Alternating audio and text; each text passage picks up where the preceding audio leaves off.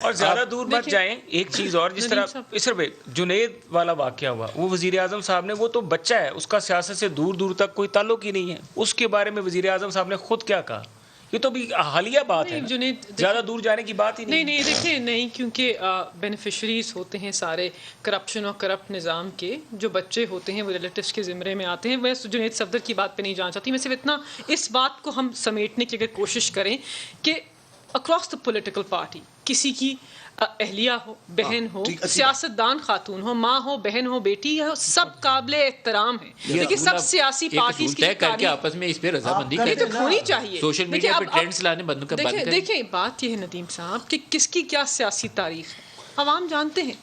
خواجہ آصف نے پارلیمان میں کیا کہا, رانا ثناء اللہ نے پاکستان تحریک انصافی خواتین کے بارے میں کیا کہا, سابق وزیر اعظم نواز شریف نے کہا بہنیں کیا دھرنے میں کرنے آتی ہیں, میں جانتا ہوں آپ نے خواتین کی کردار کشی کی جو بیج بویا ہے پاکستان کی سیاست میں, وہ آگے بڑھ رہی ہے. ہم نے کلثوم نواز کے خلاف یا کسی بھی عورت کے خلاف, سیاسی ہو غیر سیاسی ہو, ہم منظم تحریک نہ چلانے کے قائل ہیں, نہ ہمارے وزیر اعظم نے ہمیں یہ تلقین کی ہے. لیکن سیاست کے اندر اتنا انتشار ایک خاتون پھیلا رہی ہے کہ سب کو جواب دینا پڑ رہا ہے. اگر جواب عزت چاہتی ہیں تو اپنے الفاظ کا چناؤ بہتر کر لیں, اور پاکستان کی عوام ان کو اس طریقے سے تنقید کے اندر نہیں لے کر آئیں گے. میں دوسرے ٹاپک کی طرف چلوں گا, لیکن آپ تینوں جماعتوں سے درخواست یہ کروں گا کہ خواتین اور بچوں کو اس سے علیحدہ کر کے رکھیں. ہم نہیں اپنی سیاست ہم نہیں کرتے, میں ہم نہیں کرتے.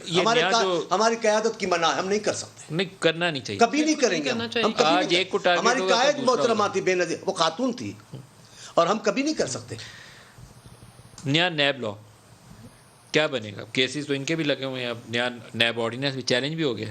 جی ہاں, دیکھیے ابھی انہوں نے آرڈیننس جاری کیا, اور یقیناً اس آرڈیننس کے بیچ میں جو حکومت کا موقف ہے, وہ تو جو انہوں نے اس 3 سال میں جو کرپشن کی ہے اور جو غلط کام کیے ہیں اس کو درست کرنے کے لیے کئی ایسے فیصلے ہیں, چاہے وہ ان کی کمیٹیز ہوں, کیبنٹ کمیٹیز ہوں, مختلف شعبوں میں, مختلف کیبنٹ کمیٹیز میں ایسے ڈیسیجنز ہوئے ہیں, اور ایسی چیزیں ہوئی ہیں جہاں پہ غلط چیزیں ہوئی ہیں. مطلب سنگل بڈ جو ہے اس کو اپروو کر لیا گیا ہے, اور پیپرا کو آن بورڈ نہیں لیا گیا, اور اس طرح کے انہوں نے بلین آف روپیز کے جو کانٹریکٹس ہیں وہ بھی آگے سے دیے ہیں. پھر پراپرٹیز جو ہیں گورنمنٹ کی, جو اون پراپرٹیز ہیں, ان کی جو سب لیٹنگ کا پروسیس ہے یا جو ان کی سیل کا پروسیس ہے, وہ ایز پر لا نہیں کیا گیا, جو کہ چیزیں آن ریکارڈ ہیں.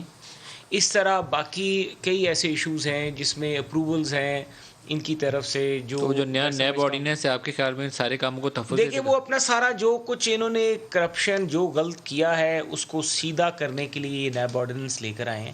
اور دلچسپ بات یہ ہے کہ اس کی کرمنالٹی شروع ہوتی ہے تب سے جب سے نیب آرڈیننس شروع ہوتا ہے, جب یہ انٹروڈیوس کروایا گیا.